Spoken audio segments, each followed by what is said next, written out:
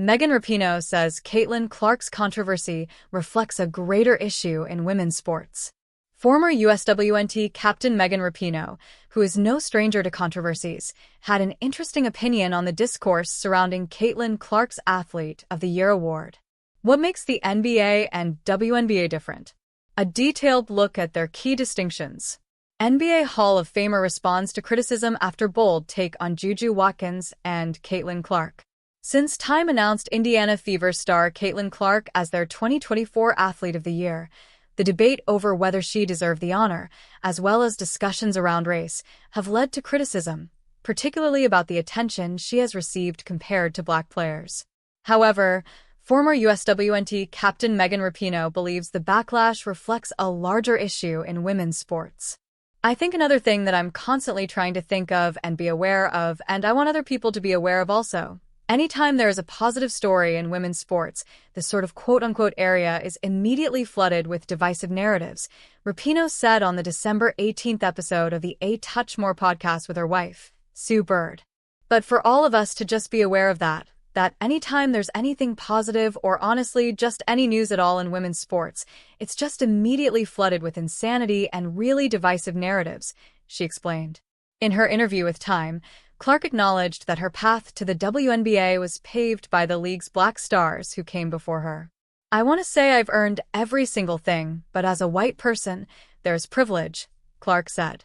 A lot of those players in the league that have been really good have been Black players. This league has kind of been built on them, she added. While her comments didn't sit well with some in the media and among fans, Rapinoe thinks it was the right approach. I think the more that you speak directly to it, the clearer it becomes what your stance is, and then you can't be used in that way, she said. It doesn't really leave your beliefs or your stance as a white player to any sort of interpretation. Sue Bird also defends Clark.